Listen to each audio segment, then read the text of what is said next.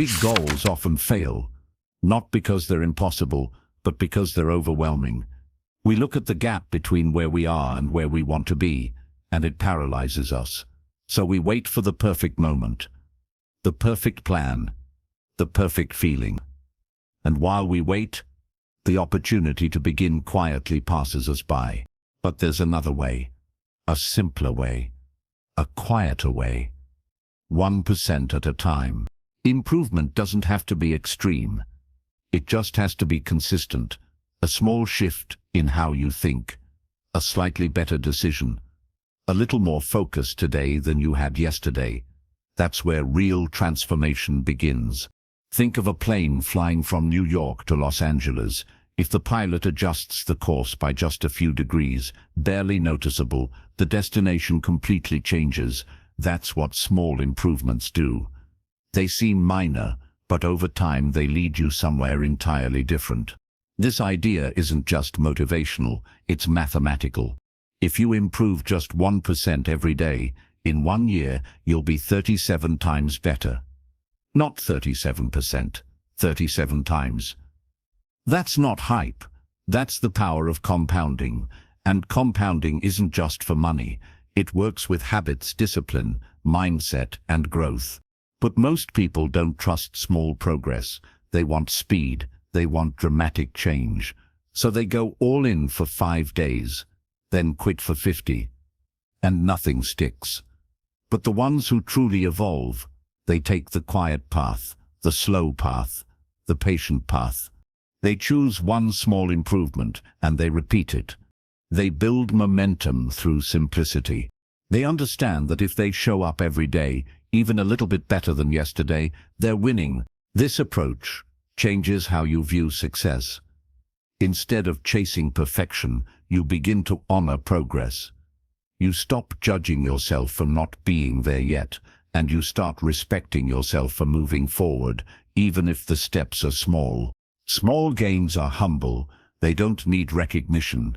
They don't need attention. They don't get celebrated, but they compound in silence. And eventually they explode into something undeniable.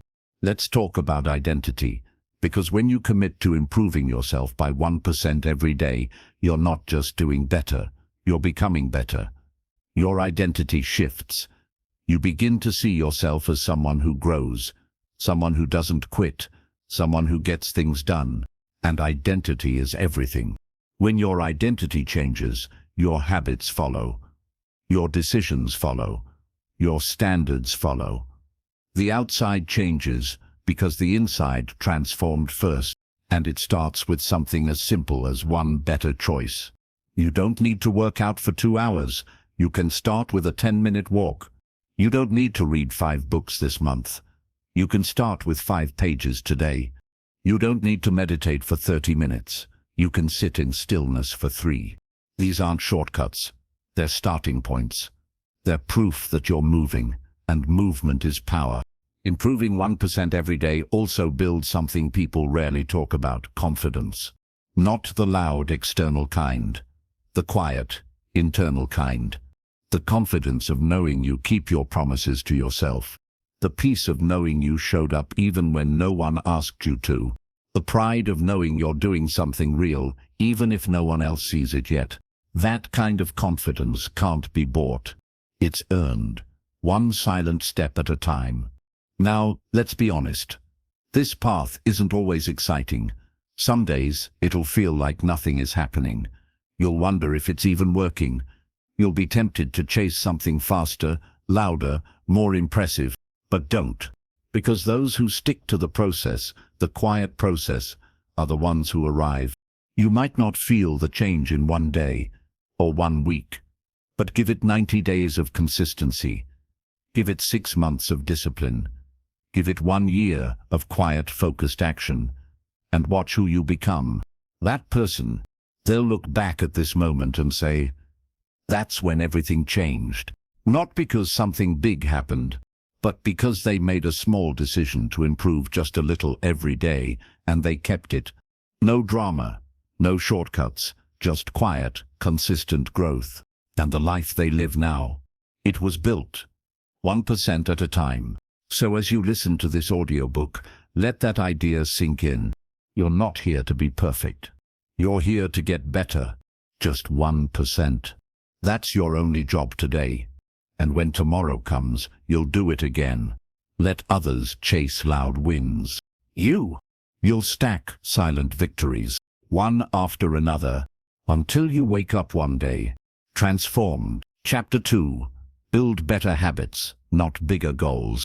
The problem isn't that you set your goals too high. It's that you rely on goals alone. Goals give you direction, but habits give you momentum. Goals are where you want to go. Habits are how you get there, and most people spend their lives chasing outcomes without ever mastering the systems that make those outcomes inevitable. Everyone wants change, but very few build the daily routines that make change stick. They aim big, speak big, dream big, but they don't move small. They don't take the tiny daily steps, the quiet, repetitive actions, the ones that feel too small to matter. But those are the ones that matter most. You don't rise to the level of your goals, you fall to the level of your habits. Big goals can be exciting, but they also bring pressure, expectations, fear of failure. And when life gets in the way, which it always does, those big goals often get pushed aside. But habits stay. Habits hold you steady. Habits carry you through the chaos. If your goal is to run a marathon, that's great. But if you never build the habit of running daily, the marathon will always be out of reach. If your goal is to write a book, but you don't build the habit of writing each day, you'll always be stuck at some day. If your goal is to grow mentally, emotionally, financially, you can't wait for the right moment. You need systems, routines. Simple actions done again and again until they become automatic. So the question isn't what's my goal. The real question is, what habits support the person I want to become? Because identity is shaped by repetition. Every time you perform a habit, you're casting a vote for the type of person you want to be. If you read every day, you're becoming a reader. If you train daily, you're becoming an athlete. If you show up for yourself with discipline, even when it's hard, you're becoming someone unstoppable. You can't fake habits. You can't shortcut discipline. You either live it or you don't. Let's look deeper. Most people try to change by focusing on the outcome. I want to lose weight. I want to be rich. I want to have more energy. But lasting change doesn't come from obsession with the outcome. It comes from building identity-based habits. You say, I want to be healthy. The deeper transformation comes when you say, I am someone who takes care of their body. Then every small action, from how you eat to how you move, becomes a reflection of that belief. And with time, that identity becomes your reality. You don't have to overhaul your life overnight. You just have to show up and do one small thing today that aligns with your desired identity. Maybe it's waking up 15 minutes earlier. Maybe it's drinking water first instead of coffee. Maybe it's spending 10 quiet minutes journaling instead of checking your phone. These aren't just habits, they're declarations, signals to your brain that you are shifting, changing, becoming. And the beauty is, you don't need to be perfect, you just need to be consistent. Let's be real, you'll miss days, you'll mess up. Life will get messy. But if you've built the habit, you'll bounce back. Habits protect you from the roller coaster of motivation. They bring structure when everything else feels chaotic. They give you something solid to stand on. And here's the truth most won't tell you. Successful people aren't more talented. They're more structured, more repetitive, more committed to boring routines that pay off big over time. They've built lives that run on systems, not emotion. They don't decide whether to show up based on how they feel. They've built habits that make showing up automatic, and that's how they win. So what can you do right now? Look at your routines. Are they aligned with the future you say you want, or are they dragging you back to the person you're trying to outgrow? Cut the fantasy. Don't plan for someday. Focus on today. What's one small habit you can start? And once you choose it, protect it, repeat it, track it, strengthen it. Because one habit becomes two, two become five, and soon the life you once dreamed of becomes the life you're living by default. Remember, goals are the destination, habits are the vehicle, and if you build the right habits, you don't just reach the goal, you outgrow it. Because you've become someone who doesn't need a goal to move. You move because it's who you are now. And that, right there, that's unstoppable. Chapter 3. Discipline is louder than motivation.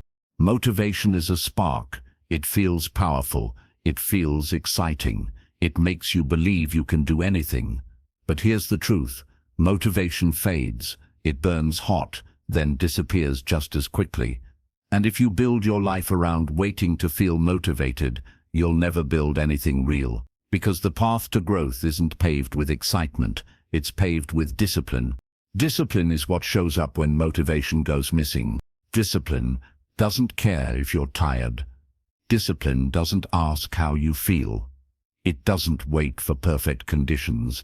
Discipline says, "This is who I am now," and follows through. Day in, day out. Most people don't struggle with what to do.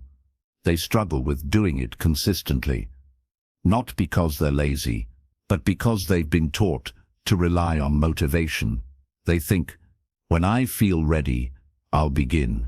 But the truth is, readiness never comes. You begin, and then readiness shows up along the way. That's why the most powerful people in the world don't wait to feel like it, they act. And action creates momentum. Momentum builds belief. Belief builds consistency. And that consistency, fueled by discipline, not motivation, is what drives transformation. Let's go deeper. Discipline is the muscle behind every lasting result. It's the repetition when it's boring, the extra rep when you want to quit, the quiet sacrifice when no one notices, the alarm clock at 5 a.m., the book you read instead of scrolling, the workout when you don't feel strong. It's those small decisions made daily that build the strongest version of you. Motivation whispers, "You can do it." Discipline answers, "Watch me." And here's the truth. They don't always align. In fact, most of the time, they don't. Some days, you'll wake up and feel empty, exhausted, uninspired. But if you've built discipline, it won't matter. Because discipline isn't emotional. It's foundational. Imagine a bridge. Motivation is the paint. It might make it look good, but it doesn't hold anything up. Discipline. That's the steel. That's what carries the weight when the storm hits. And storms always come. So how do you build discipline? Start small. Pick one thing. One commitment. One habit. Do it even when it's inconvenient. Even when it's uncomfortable. Especially then. Because every time you follow through when it's hard, you're casting a vote for your future self. You're proving that your word means something. That self-trust is the beginning of discipline. And it builds slowly. Quietly. Not in front of crowds, but in private. In the unseen hours. In the quiet routines. It's not glamorous, but it's real. And that's what makes it powerful. When others sleep in, you rise. When others make excuses, you keep promises. When others stop, you go one more step. That's the mindset of a disciplined life. It's not perfect. It's not rigid. It's not harsh. It's focused, rooted, grounded in purpose, driven by identity. Discipline doesn't mean you never slip. It means you always return. You fall, and you get back up faster. You miss a step, but you don't throw away the whole staircase. You adapt, you adjust, you keep moving. Because at the end of the day, the one who keeps showing up wins. Not the loudest, not the flashiest, the most consistent. And discipline is the engine behind that consistency. You'll hear people say things like, "I just lost motivation." What they really lost was commitment. What they lacked was structure. Because when you're disciplined, you don't wait, you execute. And execution beats inspiration every single time. Let this be the moment you stop chasing motivation. Let this be the moment you start building structure. You start setting up systems. You start treating your routine like a non-negotiable, not because you feel like it, because it's who you are now. Think of it like this. You brush your teeth every day, not because it's exciting, but because it's necessary. Treat your goals the same way. Discipline isn't about hype, it's about habit. If you show up every day and give just a little more than yesterday, you win. Even on the days you don't feel it, especially on those days, because that's where the breakthrough lives, in the repetition you don't want to do. And the more you show up, the more natural it becomes. Eventually, discipline becomes identity. You stop needing reminders. You stop needing motivation. You just do it, because it's what you do now. And people will start to notice. They'll say, "You've changed," and they'll be right, because you've stopped being someone who waits. You've become someone who builds, someone who doesn't ask for the path to be easier, someone who becomes stronger, someone who leads themselves. So let them chase hype. You chase habits. Let them talk about what they're going to do. You just do it. Let them post their plans. You build in silence, because you know the truth.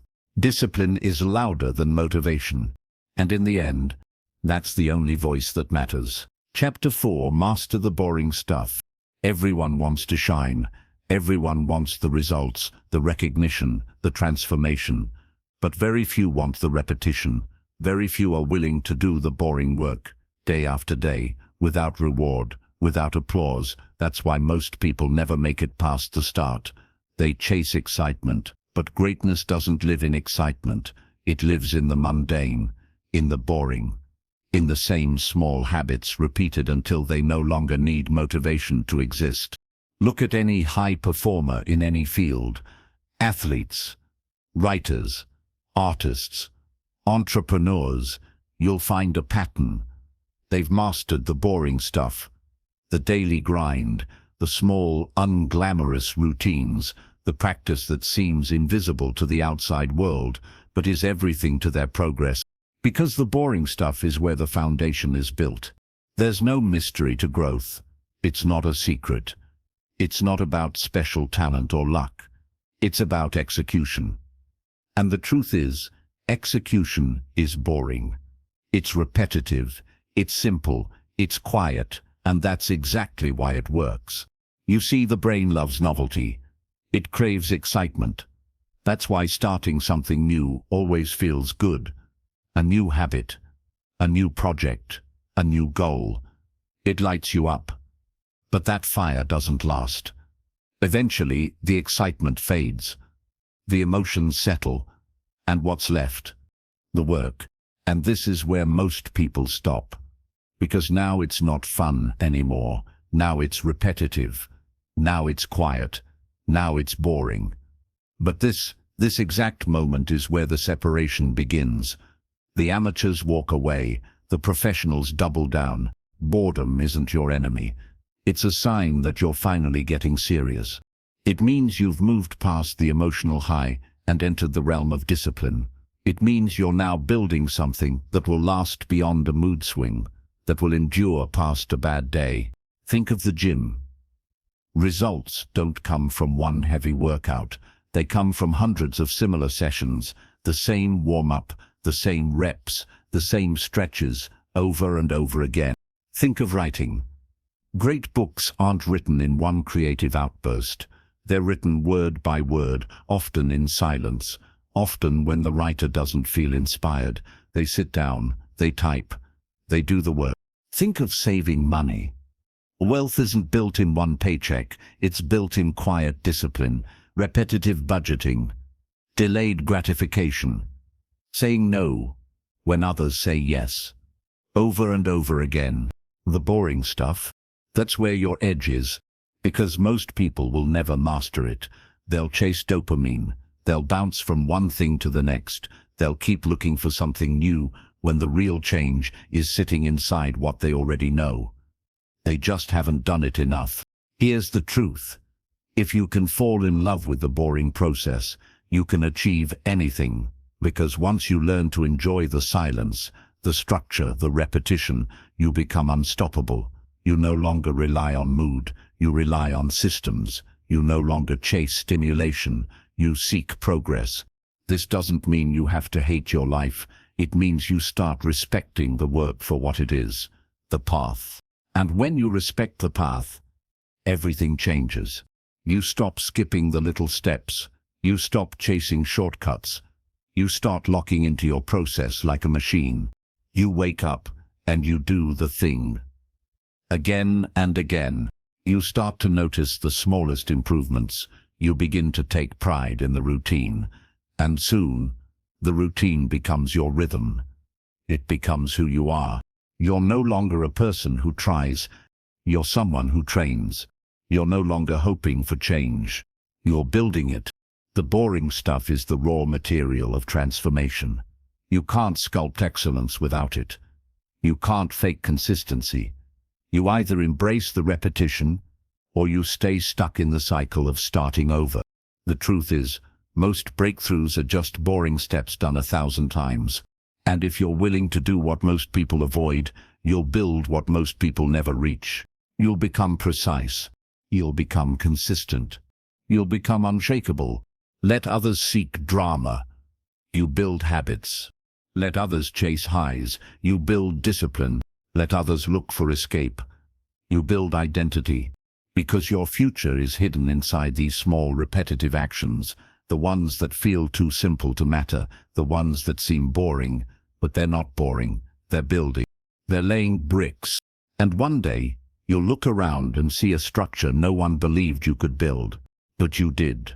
Because you mastered the boring stuff. Chapter 5. The identity shift begins with small wins. Lasting change doesn't come from a big announcement. It doesn't come from one bold decision. It starts with a whisper inside your mind, a small choice, a quiet victory, something so subtle, so minor, that the outside world doesn't even notice, but you do.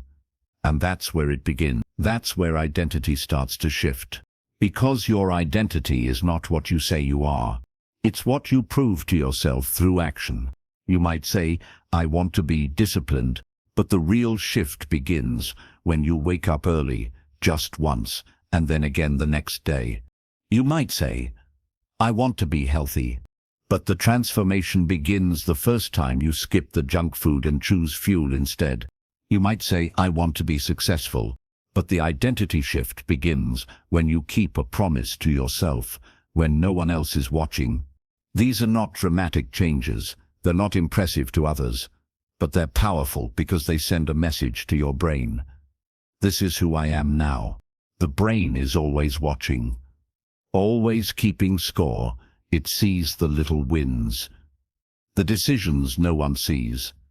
And slowly, those choices begin to stack, and with them, a new identity is formed. Not by force, but by alignment. Because when your actions align with your intentions, your self-image changes. You stop saying, I hope I can. You start saying, this is what I do.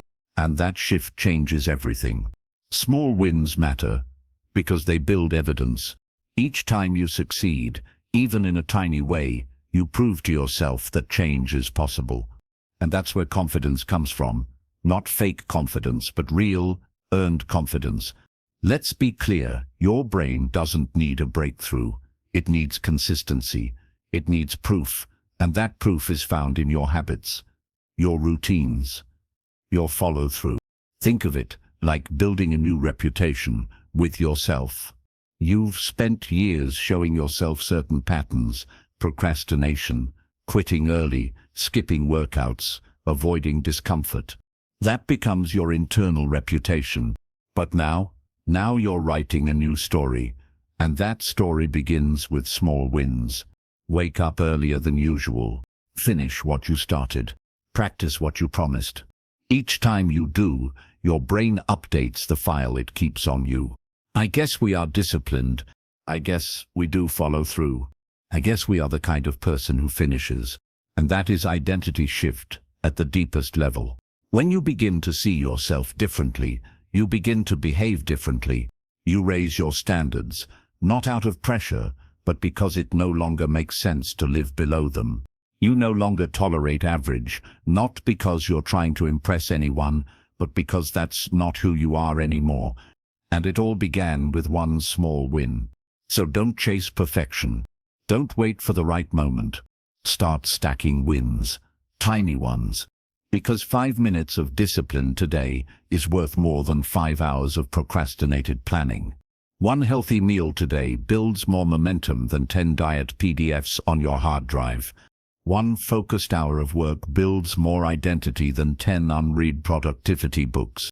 Forget about being impressive. Focus on being consistent. Forget the big gesture. Focus on the small win. Because those small wins, they turn into habits. Those habits, they turn into a lifestyle. And that lifestyle, it turns into a new version of you. And that version, it doesn't need motivation. It doesn't need to prove anything. It just moves differently. It speaks less and builds more. It doesn't dream of becoming better. It expects it, because the identity has shifted. And when that shift happens, you don't fall back. Because going back would feel unnatural. Going back would feel like betraying who you've become. That's the power of small wins. They start small, but they don't stay small. They multiply. They expand. They evolve. And one day you wake up and realize this life you're living now, this clarity, this strength, this peace, it all started with one tiny win, one promise you kept to yourself. And that was enough to change everything. Chapter 6. Eliminate one weakness at a time. Self-improvement is often seen as this overwhelming project, a full life overhaul, a complete transformation. And that's why so many people fail, because they try to change everything at once. But the truth is, growth doesn't come from massive, chaotic change. It comes from precise, focused progress. One weakness at a time. You don't have to fix everything today. You just have to choose one area, one flaw, one habit that's holding you back, and attack it, break it, replace it. That's how real strength is built, not by trying to be perfect, but by choosing to be just a little less broken every day. You already know what your weaknesses are. You feel them in your hesitation. You hear them in your excuses. You see them in your procrastination. You carry them in your relationships, your habits, your self-talk. Maybe it's the inability to focus. Maybe it's emotional reactions that spiral out of control. Maybe it's laziness dressed up as rest. Maybe it's fear of rejection that makes you avoid challenges. Whatever it is, you start there. You don't hide from it. You name it. You own it. Because you can't conquer what you won't confront. There is power in brutal self-awareness. It's not self-hate. It's clarity. It's honesty. And from that honesty comes direction. You no longer feel lost. You know what needs work. And when you attack one weakness at a time, something incredible happens. Momentum. As soon as you defeat one small flaw, you start walking with a bit more confidence. You start trusting yourself more. You prove to yourself that change is possible. And that belief, that certainty, is worth more than any motivational quote. Let's make it practical. If your weakness is distraction, start with your environment. Clean your desk. Turn off notifications. Block the apps that waste your time. Build your space to support focus, not chaos. If your weakness is self-doubt, start with your inner voice. When that voice says, "You can't," respond, "Watch me." Keep a journal.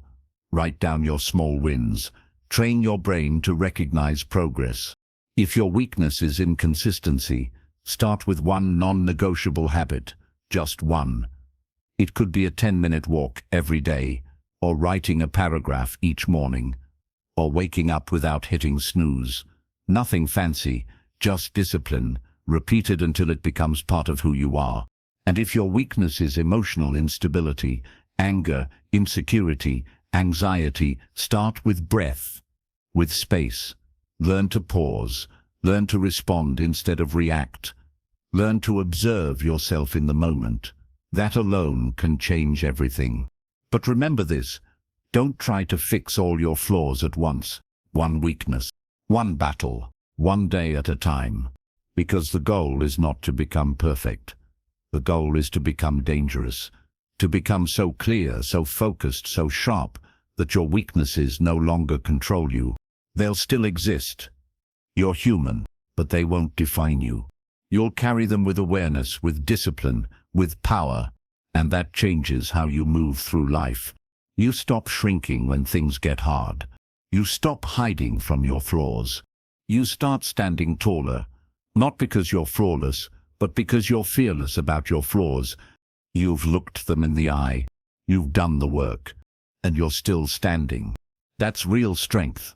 Weaknesses only win when they remain hidden. But when you shine light on them, when you commit to destroying them, one by one, they become stepping stones instead of roadblocks. So choose one today. Don't wait for Monday. Don't wait for inspiration. Pick one weakness. One area where you know you're leaking power, and attack it, not emotionally, not aggressively, but intelligently, daily, quietly. Replace that weakness with action. Replace hesitation with discipline. Replace excuses with execution. And when that one weakness becomes strength, pick the next one, and then the next, until one day, the person you used to be feels like a stranger. Not because you became someone new, but because you became someone real. Someone forged through quiet battles. Someone rebuilt through small, consistent victories. Someone who doesn't fear their flaws anymore, because they've already overcome so many. This is the long game. This is the quiet war. This is how you improve yourself, 1% at a time. One weakness at a time. One quiet victory at a time. And this is only the beginning. Chapter 7. Stack discipline with environment. Discipline doesn't survive in chaos. It can start strong, but without the right environment, it burns out. Your willpower is limited. Your motivation fades, but your surroundings, they speak to you all day, every day. They either support your growth or sabotage it. That's why if you want long-term success, you can't rely on discipline alone. You must stack it with your environment. You must design your world to make the right choices easy and the wrong ones hard. Let's break this down. Environment is the invisible hand shaping your behavior. Most people don't notice it. They blame themselves for their lack of progress. But what they don't realize is willpower isn't failing them. The setup is, because no matter how strong your mindset is, if your space is working against you, it's only a matter of time before you fall back. 1. Your physical space creates friction or flow. Are these places set up to support your discipline or to distract it? Look around your room, your workspace, your kitchen, your phone screen. If you want to read more but the book is hidden in a drawer and your phone is always in your hand, guess which one wins? If you want to eat clean but your fridge is full of junk, you're already losing the battle before it starts. Environment isn't neutral. It's either pulling you forward or pulling you back. Keep the tools you need within reach. Keep distractions out of sight. Make your default setup a space where growth feels natural. The fewer decisions you have to make, the less energy you waste. Discipline becomes easier when the environment is aligned. Structure creates freedom. Simplify your setup. 2. Your digital environment matters just as much. Your phone is not just a tool, it's an environment. Or focus apps, journals, reading tools. What's on your home screen? Social media, games, news? Use digital spaces to reinforce discipline, not escape it. Unfollow people who drain your energy. Delete apps that serve no purpose. Turn off notifications that scream for your attention. Your mental space is sacred. Protect it. Every time you unlock your phone, it's shaping your mind. It's stealing your focus or building it. Who do you spend time with? Do they challenge you or comfort your excuses? 3. People are also part of your environment. That's why protecting your energy means protecting your circle. You become like the people you're around most. Not because of pressure, but through exposure. Their habits, their standards, their mindset. It all rubs off on you. Do they hold you accountable or distract you from growth? Spend more time with those who speak discipline. But you do have to become intentional. You don't have to cut everyone off. Who walk it, who live it, even if they're online, even if you've never met them in person. You don't need permission to protect your potential. Curate your environment like your future depends on it, because it does. This is key. Don't just add pressure. 4. Make bad habits harder.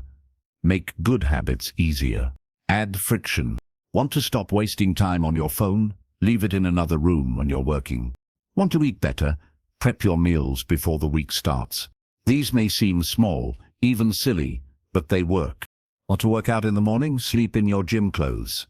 Because when the environment is right, discipline isn't a struggle. It becomes the natural choice. They build smarter systems. High performers don't just push harder. That's not weakness, that's strategy. 5. Ritualize your space.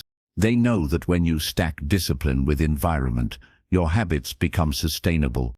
They understand that discipline is not about force, it's about alignment. This isn't about being rigid. It's about being intentional. If your desk is cluttered, your mind is scattered. But when your space is clean, purposeful, and designed for growth, it anchors you. You feel it. If your room is chaotic, your energy is low. Set a routine for your work area. You think clearer. You move with more focus. So clean your space. Light a candle before deep work. Build rituals that tell your mind, it's time to lock in. Play the same music when you study. Soon, discipline becomes automatic. Because the environment is constantly reminding you who you are becoming. Chapter 8. Progress happens in silence. Most people want recognition before results. They want the world to clap before the work is done. But real growth doesn't need witnesses. Real growth happens when no one is watching, when no one is clapping, when it's just you, the work, and the silence. Silence is not emptiness, it's space. Space where you get to hear yourself clearly, without noise, without distraction, without performance, and in that silence, something powerful takes root. Progress. Not the kind you post. Not the kind that goes viral, but the kind that lasts. The kind that slowly becomes your identity. The kind that turns discipline into habit, and habit into transformation. In a noisy world, silence is rare. Everyone's broadcasting. Everyone's performing. Everyone wants to be seen. But the ones who rise the highest, they often disappear before they do. They pull back. They lock in. They create a gap between themselves and the world. Not because they're hiding, but because they're building. When you start improving yourself, it's tempting to share every step, every win, every plan. You want others to see the new version of you forming. But be careful. Sharing too early often ruins the rhythm. It brings unnecessary feedback. It shifts your focus from becoming to performing, and when you perform too soon, you lose depth. Silence is where your roots grow deep. When you don't need applause, you build for the right reasons. When you don't need validation, your work becomes pure. And when your work is pure, your growth becomes real. There's a quiet kind of progress that sneaks up on everyone, including you. You're not even aware of how much you've grown until something challenges the old you, and you realize you've changed. You react with calm instead of chaos. You speak with clarity instead of confusion. You move with discipline instead of doubt. And no one saw it happen. It was too quiet, too gradual, too personal. But you remember the silent mornings, the late nights, the hard choices you made when no one would have blamed you for quitting. And that's when you realize, this wasn't for the world. This was for you. Silence doesn't mean inaction. It means focused action. It means doing the work without talking about the work. It means keeping your head down while you're building. And then, one day, looking up and realizing the foundation is unshakable. The world respects what it can't deny. When you finally emerge from the silence with results so strong, so real, so complete, no explanation is needed. You don't have to convince anyone anymore. The work speaks. The way you walk speaks. The discipline in your eyes speaks. Progress isn't always loud. Sometimes it's hidden in routine. Sometimes it's buried in repetition. Sometimes it's invisible until it becomes impossible to ignore. And that's why the silent season is so important. It's where you separate. It's where you outgrow who you used to be. It's where you become sharp, not because someone pushed you, but because you refined yourself. So don't fear the quiet. Don't run from the solitude. Lean into it. Let it strip away the distractions. Let it filter your focus. Let it shape your character. Because what you're building in silence today will be the reason the world listens tomorrow. Let others make noise. You make progress. Let them talk. You build. Let them post. You practice. Let them wonder. You work. And in time, when the silence ends and the results stand tall, you won't need to say a word. They'll know. You were doing the one thing they weren't. You were getting better quietly, patiently, relentlessly. Because that's how real progress happens. In silence. Chapter 9. The Power of Delayed Gratification. If you want to be average, chase comfort, chase ease, chase the reward now. But if you want to rise, if you want to build something few ever will, learn to delay the gratification. Learn to resist the pull of the immediate, and you'll unlock a power most never touch. This isn't just about self-control. It's about who you become when you master the art of waiting. When you learn to hold your energy, when you stop letting the hunger for instant reward destroy the process of real progress. The fast fix trap. We live in a world that sells speed, fast food, fast results, fast attention. Every app, every post, every system is designed to reward your brain right now. But that right now reward always comes at a cost. You pay for it with your focus, with your patience, with your standards. Every time you choose quick comfort, you trade long-term progress for short-term relief. You scroll instead of reading. You snack instead of fueling your body. You speak instead of thinking. You give in instead of holding firm. And each of those tiny choices rewires your brain to seek pleasure, not purpose, to chase dopamine instead of depth. And over time, you don't even realize how distracted, reactive, and inconsistent you've become. But it can change. It changes the moment you understand one truth. Everything you want lives on the other side of delayed gratification. Delayed gratification is a skill. This isn't just a mindset, it's a practice. You don't wake up with it, you train it, like a muscle. And just like any muscle, it starts weak. But with repetition, with resistance, it becomes unshakable. It starts with small choices. Don't hit snooze. Don't eat what's easy. Don't say what feels good in the moment. Say what's true. Don't chase fast wins. Build real ones. Each time you resist the short-term reward, you build internal power. You train your nervous system to sit with tension, to breathe through discomfort, to keep moving without being told good job. And eventually that muscle becomes strong enough to carry you through the long road. What you build while you wait. Here's what no one tells you. The waiting season is where the transformation happens. It's not when you're celebrating that you grow. It's when you're grinding and no one sees it. Delayed gratification isn't about suffering. It's about preparing. It's about becoming the version of you who can handle what you say you want. Because if you're not ready for it, success will destroy you. Money without discipline is a trap. Fame without self-worth is poison. Results without character crumble fast. So when you wait, when you hold, when you stay consistent while the results are still invisible, you're not being punished, you're being prepared. And when it finally comes, it won't feel like luck. It'll feel like a harvest.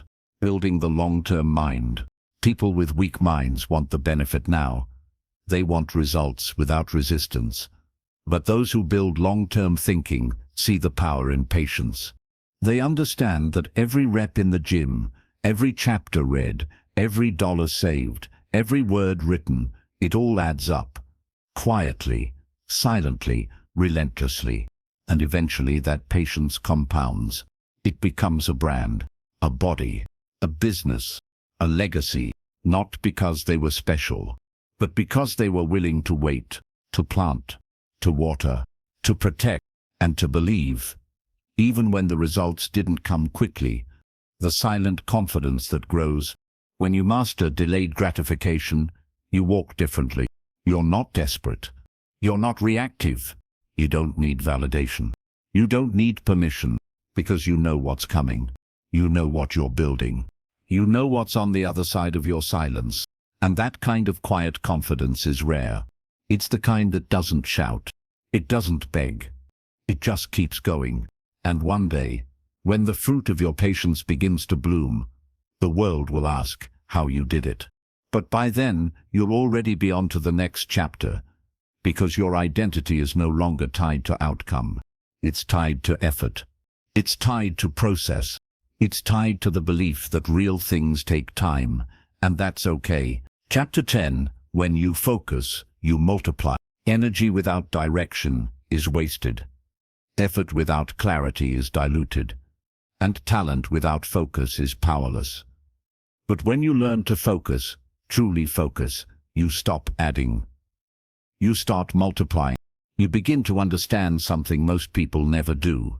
The power of focus isn't in doing more, it's in doing less, better, deeper, and with full attention. We live in a world that glorifies multitasking, juggling projects, being busy, always responding, always moving. But here's the truth. The most successful people you'll ever meet are not the busiest. They're the most focused. They don't scatter their energy. They direct it. They don't chase 10 things. They master one. They don't dabble. They go deep.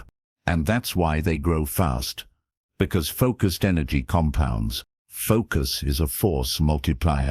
Think of a magnifying glass. In normal light, the sun warms your skin. But if you concentrate that same sunlight through the lens, it becomes fire, same energy, different impact. That's what focus does to your mind.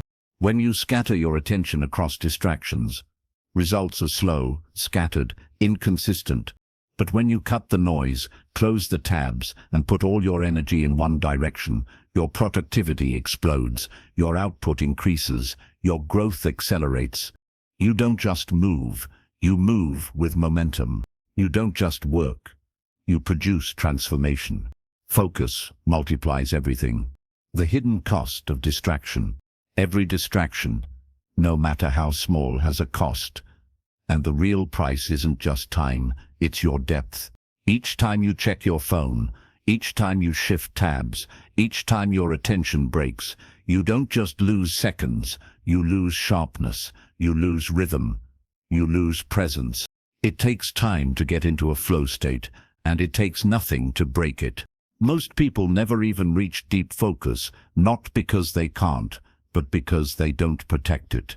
They allow the world to pull their attention in every direction. Notifications, alerts, messages, and slowly their mind becomes fragmented, shallow, reactive. But you're different. You understand that focus must be protected like gold, like oxygen, because your future depends on it. Train your focus like a muscle. Focus doesn't come naturally anymore. Not in this digital world. But that doesn't mean it's lost. It means you must train it. Start small. Set a timer for 20 minutes. One task. No distractions. No switching. Then expand. Push to 45 minutes. Then an hour. Then 2. You'll feel the friction at first. The urge to check. The itch to scroll. But hold the line. Push through. Because each session of deep work isn't just getting a task done, it's forging mental discipline. It's teaching your brain that not everything deserves your attention, that silence is not boring, it's productive, that your time is not for sale, It's an investment. Focus reveals the truth. When you slow down and go deep, you begin to see what others miss. You see the patterns in your work. You uncover the weaknesses in your habits. That start solving problems, not just avoiding them. You stop living reactively. You start creating with intention. And from that place of depth, you move differently. You speak less. You build more. You start saying no without guilt. Because focus has taught you every yes to distraction is a no to your purpose. Where to focus first? Start with the basics. Your health, your mindset, your goals. Cut everything that doesn't move you forward. Simplify your schedule. Trim your to-do list. Ask yourself, if I could only accomplish one thing this week, what would move my life forward the most? Then do that, fully, without interruption. Let that one thing be your whole world until it's done. This doesn't mean you abandon everything else. It means you sequence your life around your deepest priorities. That's what high performers do. They don't try to balance everything, they align everything, and that alignment is what gives their focus power. Focus builds freedom. Ironically, the more focused you become, the more free you feel. Because you're no longer a slave to notifications. You're no longer reactive to every email, every message, every request. You move with clarity. You choose your tasks. You own your time. That's real power.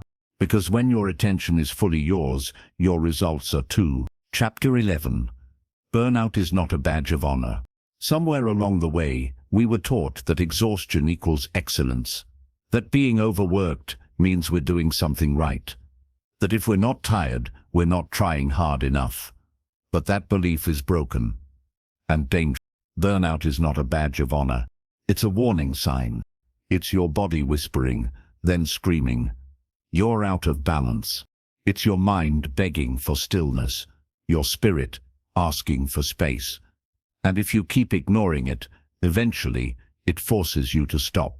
The world doesn't reward your burnout. It forgets it. No one remembers how tired you were. They only remember whether you deliver. And if you collapse before the finish line, none of your struggle counts. You don't need to sacrifice your peace for your progress. You can grow without grinding yourself into the ground. Productivity without recovery is destruction. You can push hard, but not forever. Even machines need maintenance. Even professional athletes train in cycles, high effort followed by high recovery. Why? Because the stronger you push, the more intentional you must be about pulling back. But in our world, pulling back is seen as weakness. Rest is seen as laziness, and that mindset has created a generation of people who are busy but broken, active but empty. Burnout doesn't just cost you energy, it costs you clarity, creativity, emotional control, decision-making, long-term health, relationships, and ironically, it destroys the very productivity you were chasing. You don't need to push harder. You need to protect your energy more wisely. You're not lazy, you're depleted. Let's make this clear. If you're someone who's constantly working, constantly giving, constantly performing, and suddenly feel like you can't anymore, it's not laziness, it's depletion. You're not broken. You're drained. You've been running without fuel, driving without brakes, carrying weight without rest. No human can sustain that. And you shouldn't try. The problem isn't your ambition. It's the pace. It's the pressure. It's the lack of recovery. If your phone battery dies, you charge it. But when your own battery is flashing red, you drink more coffee and call it discipline. That's not strength. That's self-destruction. The culture of always on. We live in a culture that celebrates hustle more than health. Sleep is for the weak. Grind now, shine later. These phrases sound powerful, but they're incomplete. Because without sleep, your brain doesn't function. Without rest, your immune system breaks down. Without boundaries, your relationships suffer. Without balance, your success becomes hollow. And eventually, if you keep pushing beyond your limits, you won't shine. You'll shut down. Real discipline isn't about being on all the time. It's about knowing when to pause, when to recharge, when to say, not now. There's maturity. That's mastery. Rest is not retreat, it's strategy. Rest doesn't mean you're weak. It means you're smart. It means you understand that growth happens in cycles, push and pull, action and reflection, fire and stillness. The best thinkers in history took long walks. The best athletes sleep more than the average person. The most productive people block off time for nothing because they know that stillness fuels clarity. Rest doesn't mean doing nothing. It means doing the one thing most people avoid: listening to yourself, checking in, asking, what do I need right now to sustain this journey? Because this isn't a sprint. It's a lifetime of self-improvement. And if you burn out halfway, you never reach your potential. Build a system that includes recovery. Want to win long-term? Build rest into your routine. Not as an afterthought, but as a key part of your system. Schedule it like a meeting. Protect it like a deadline. Honor it like your reputation depends on it, because it does. Rest doesn't slow you down. It lets you speed up without breaking. It gives you clarity, perspective, creativity, energy, so you can come back sharper, stronger, and more sustainable. This is how pros operate. They don't crash. They cycle. They plan to recover. And that's why they last. You don't have to earn rest. Here's a radical thought. You don't need to deserve rest. You need it because you're human. You don't need to hit every goal first. You don't need to collapse before you pause.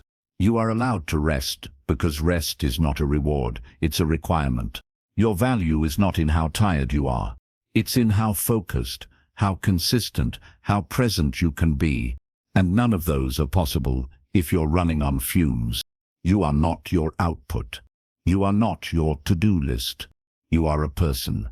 And that person deserves care, especially from yourself. Chapter 12. Protect your time like your life depends on it. Time is the one resource you can never earn back. You can lose money and make it again. You can lose energy and restore it with rest. But once a moment is gone, it's gone forever. Yet most people treat their time like it's unlimited. They give it away freely. They let others steal it without a second thought. They waste it on things that don't matter, with people who don't care, in ways that don't lead anywhere. But if you truly want to improve yourself, even by 1% every day, you must start here. Protect your time like your life depends on it. Because it does. The time thieves you don't see. Time isn't only stolen by distractions. It's stolen by decisions you don't even realize you're making. You say yes to things that drain you. You sit in meetings that have no purpose. You scroll for a few minutes that turn into hours. You have conversations that lead nowhere, with people who drain your energy.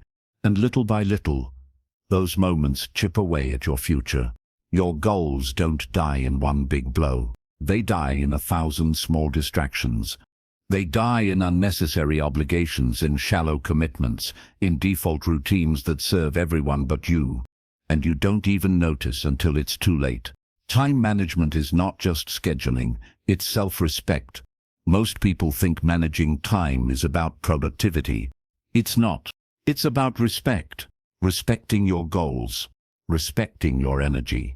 Respecting your limited life. Because when you let anyone or anything pull you away from your path, you're not just being nice, you're being irresponsible with your potential.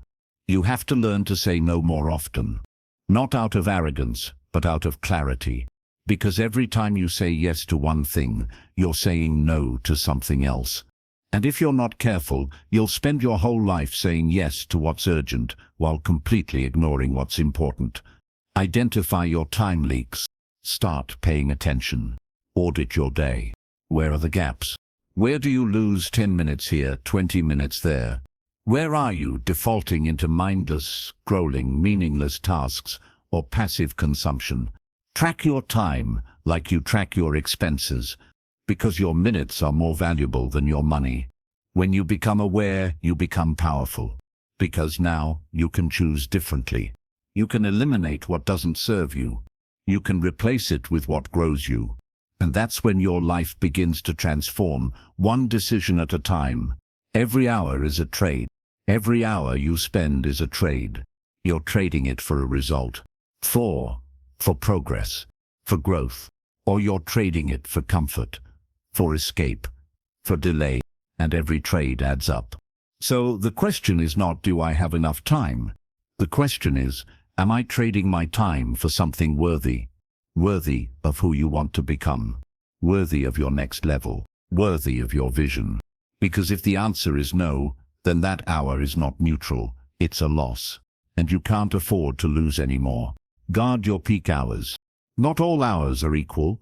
You have hours when your mind is sharp, when your energy is high, when your focus is clear. These are your peak hours. Protect them. Don't give them away. Don't schedule low-impact tasks when your brain is at its best. Use your prime time for deep work, for creation, for strategy, for self-development. If you guard your peak hours like a fortress, your progress will multiply.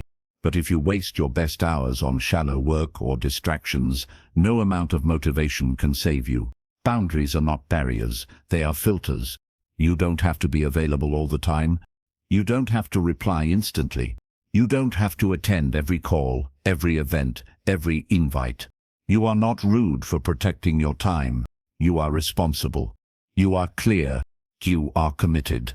Boundaries are not walls to keep people out. They are filters that keep your focus in. The stronger your boundaries, the deeper your results. The more you say no to what doesn't matter, the more room you make for what does. Time alone is sacred. Silence is not empty. It's where ideas are born. It's where healing happens.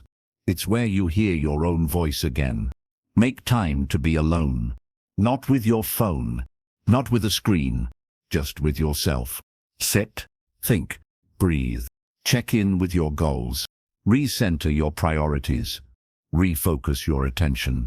This is where your internal compass gets reset. And without it, you'll spend your life reacting to everything, never creating anything. Chapter 13.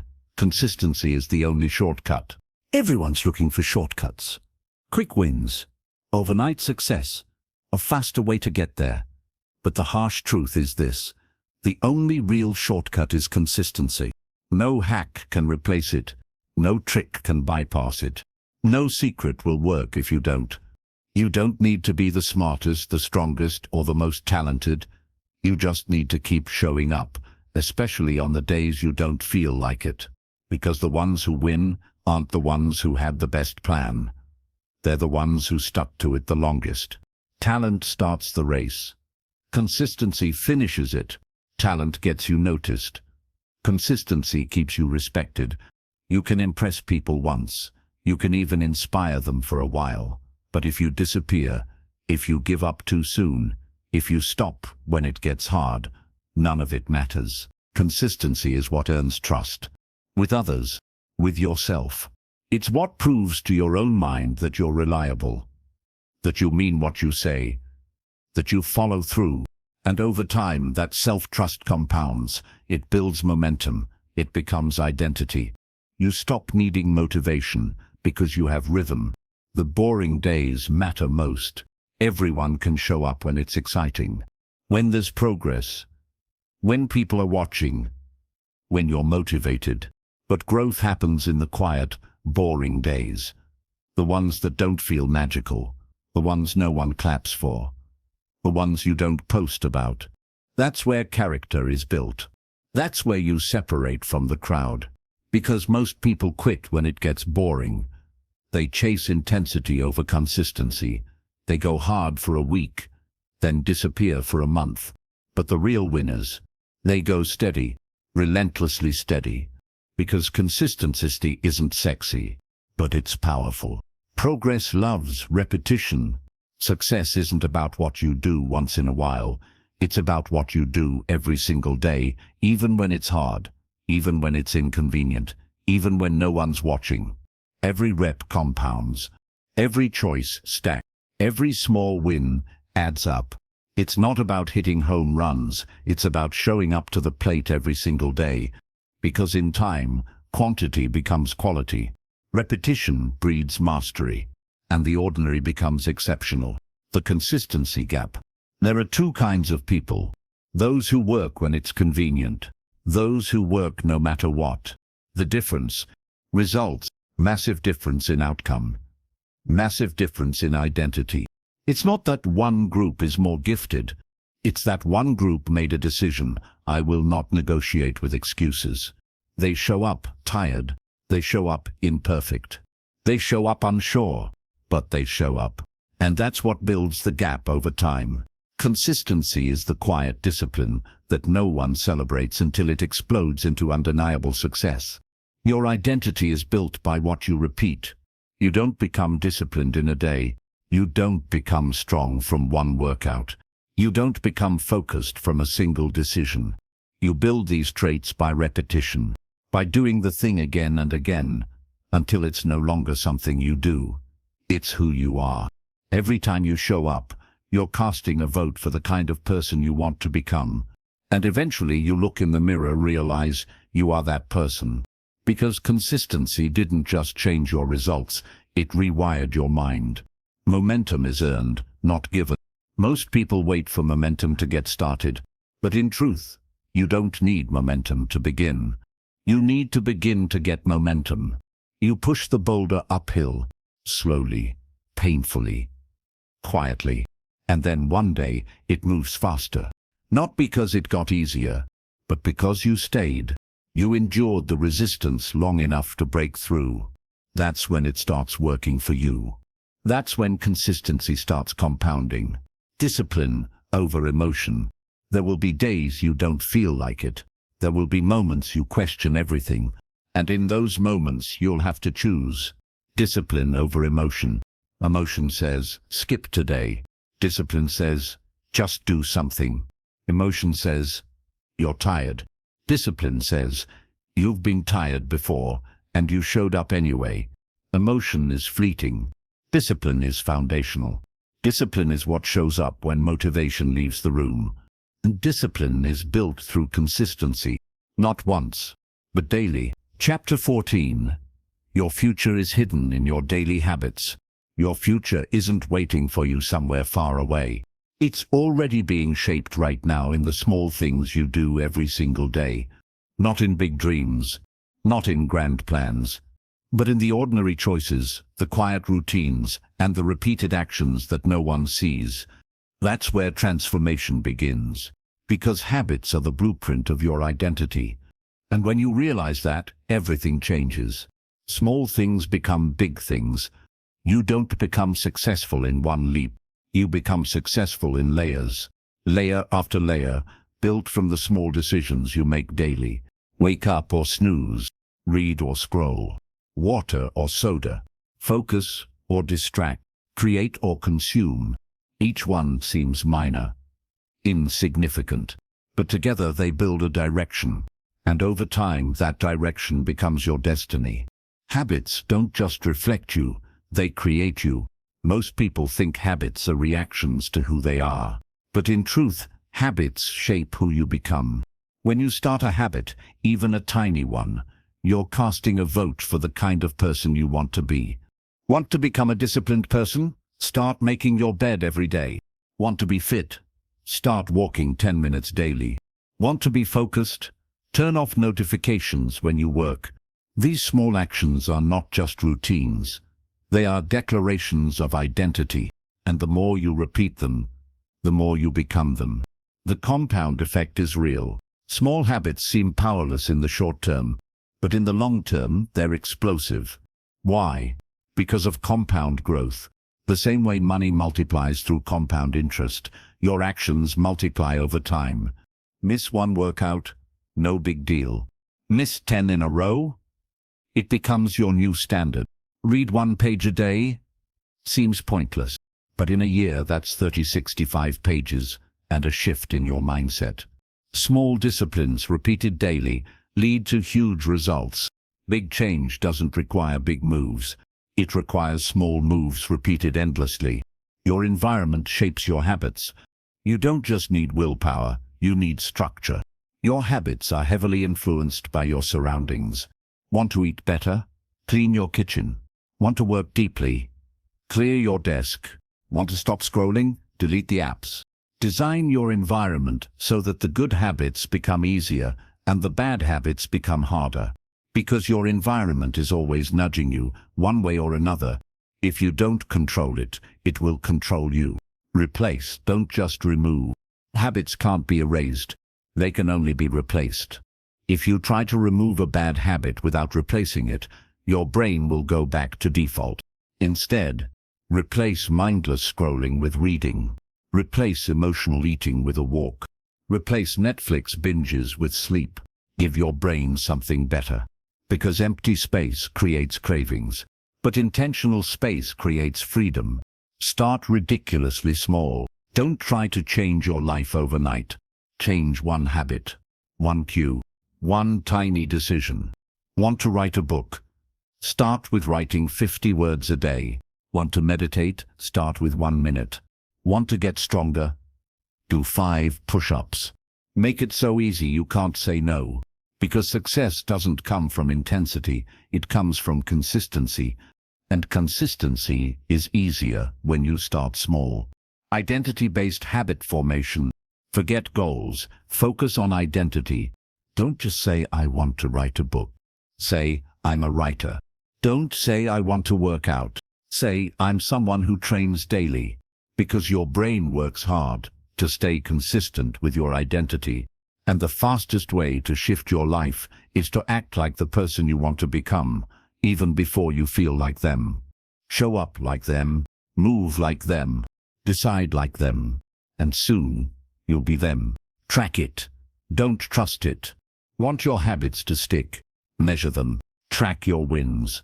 Mark your progress, because what gets tracked gets repeated, and tracking builds momentum. It's visible proof that you're not the same person you were yesterday. That alone fuels belief, and belief creates repetition, and repetition creates change. Chapter 15. The journey is the reward. We spend so much of our lives chasing outcomes, chasing money, chasing recognition, chasing freedom.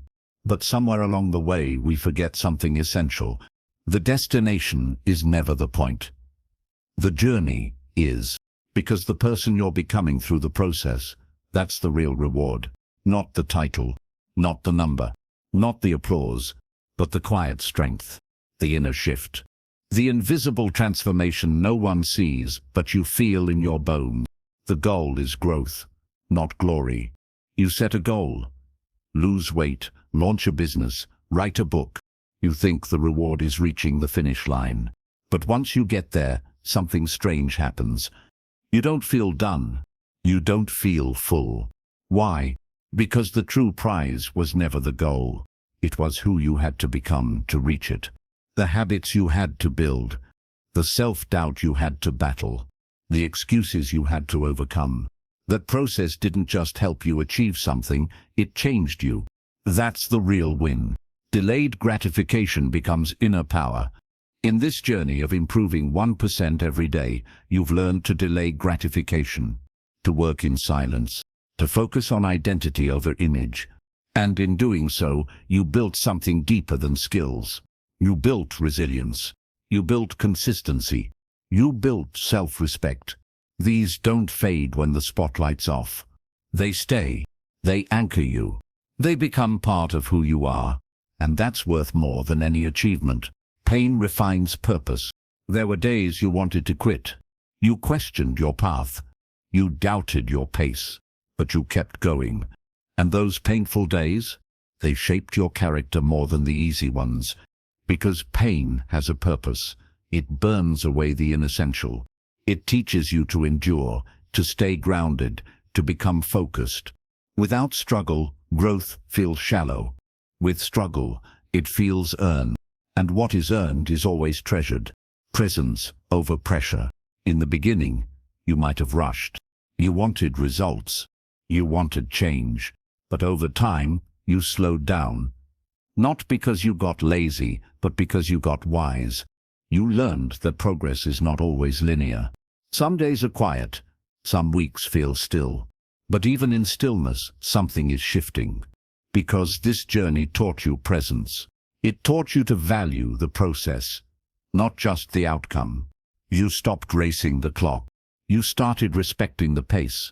And that's when things began to truly align. Self-discovery was the hidden gift. You began this journey wanting to improve yourself. What you didn't realize is that you'd also discover yourself. You found your strengths, your weaknesses, your values, your voice. That discovery wasn't in the destination. It was in the everyday effort, in the failures that made you humble, in the wins that made you confident, in the habits that made you disciplined. You didn't just improve, you evolved. Full circle. You now understand that 1% every day matters more than 100% once in a while. That silence is sacred. That consistency is power.